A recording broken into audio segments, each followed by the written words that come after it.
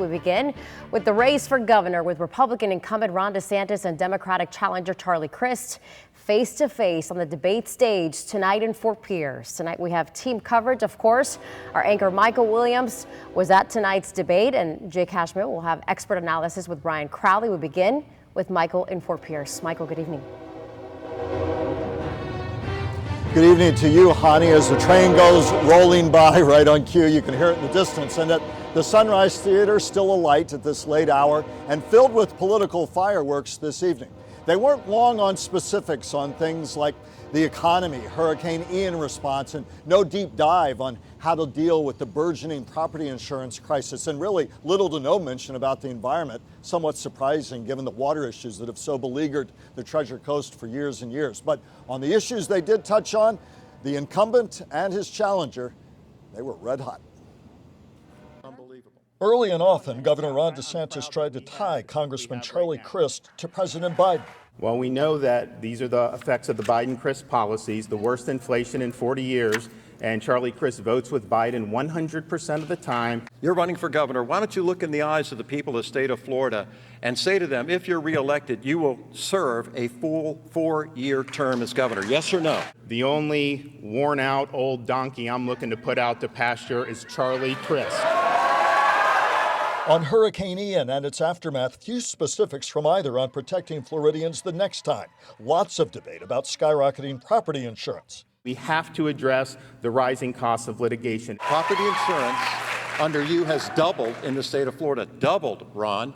On every issue, sharp debate. Abortion. Florida now banning it after 15 weeks. Charlie Crist has not only supported abortion up until the moment of birth, he even voted against the Infant Born Alive Act. I don't want to ban abortion. I want to make sure we keep a woman's right to choose available to the women of the state of Florida. The two argued over the COVID response. Ron, I wouldn't pat yourself on the back too much about your response to COVID. We've lost 82,000 of our fellow Floridians. Charlie Crist and his friends in Congress were urging you to be locked down. I lifted you up. I protected your rights. I made sure you could earn a living. I made sure you could operate your businesses. And barbs over the ban on critical race theory teaching in schools. Florida statutes require teaching all of American history, including slavery, civil rights, segregation. It's important that that's taught. But what I think is not good is to scapegoat students based on skin color. He talks about not teaching about the history of our country that might offend some people in our schools.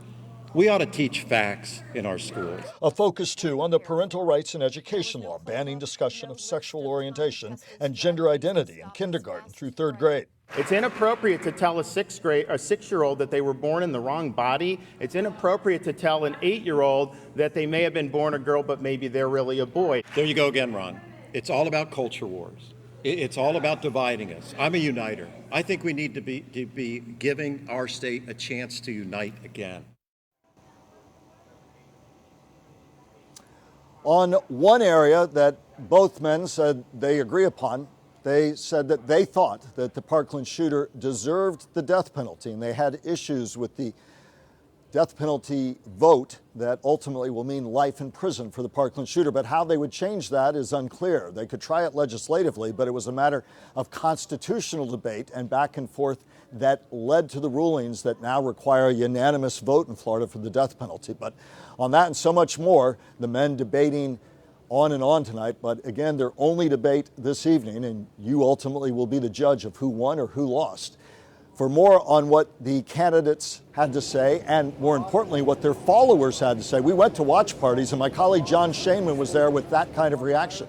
John joins me in Fort Pierce. John?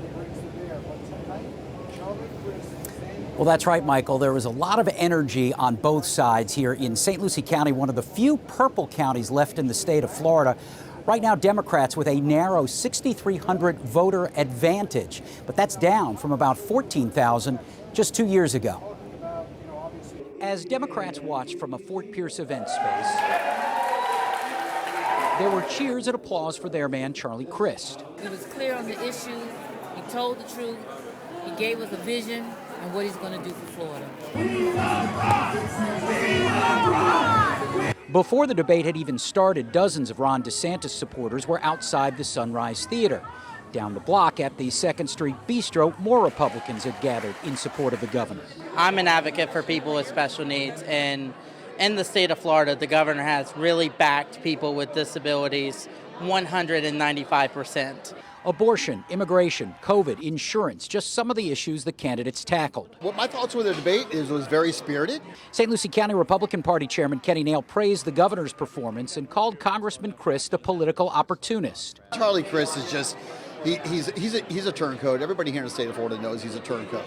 And look, it doesn't matter which way the wind is blowing. Charlie Crist will always blow that way. Democrats hoping Crist can find a way to pull off what would be considered an upset. I was really pleased that he talked about a woman's right to choose. I think that's really important. Some voters also saying whoever's in office, there are some big issues that need fixing in Florida now. Most of us are living with high insurance rates, and it doesn't seem to be getting any better. Now, whether tonight's debate will change any minds, that remains to be seen. For more analysis on tonight's debate, let's send things back to the studio and anchor Jake Kashmir. Jake. All right, John, thank you. WPTV political analyst Brian Crowley joins me now to help analyze the issues and talking points. Michael did a great job of, I think, identifying the tone and the issues. We'll get to that big contentious issue on immigration coming up. Your thoughts on what stood out today and what surprised you tonight? Well, the biggest things that stood out was Charlie Crist needs the women's vote. He needs large numbers of women to come out who are pro-choice women. So he repeatedly came back to the abortion issue. Governor DeSantis, who seems to have quite the lead in this race, he wants to tie Charlie Crist to Joe Biden. And he repeatedly brought Joe Biden into it. And the reason our economy is in trouble is because of Joe Biden and Charlie Crist. Charlie Crist was in trouble, you said earlier tonight, indicating that he really needed this debate tonight to really give him some propulsion. He's down 11% in the polls, according to FAU, severely underfunded to that war chest that Governor DeSantis has. What did he do well tonight that will help propel him and give him life support over the next 2 weeks? Well, he was very aggressive tonight. I think on points he probably came out ahead a little bit. But I'm not sure he moved this needle far enough to make a huge difference over the next 2 weeks. People have already started voting today. And, whether people largely have their minds made up. So we'll see. A run for the White House became a big hot topic, not just in Florida, but across the country today. Many people were looking to see if Governor DeSantis could signal some way tonight. He ignored the question vehemently by Charlie Crist asking him. But we can't rule this out. Does this matter to voters whether or not Governor DeSantis, if he wins, serves a 4-year term? Well, I think, for those voters who think that Ron DeSantis should be president, that he is everything that they believe in, and especially in the Republican Party, of course, they expect that he will not complete his 4-year term, and everybody should understand that. The odds are that Ron DeSantis will run for president. He will, if he wins, his lieutenant governor will become governor. I think his supporters are fine with that.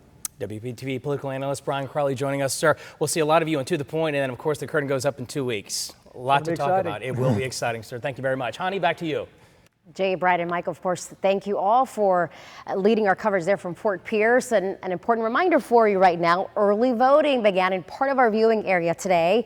Palm Beach, St. Lucie, and Indian River counties, they opened several locations this morning. In Palm Beach County, you can reserve a time to early vote. Early voting in Martin County will begin Wednesday, Saturday, October 29th in Okeechobee County. You can find all locations and times right on our website. You can also use a QR code you see there on your screen right now to access our voter's guide on WPTV.com.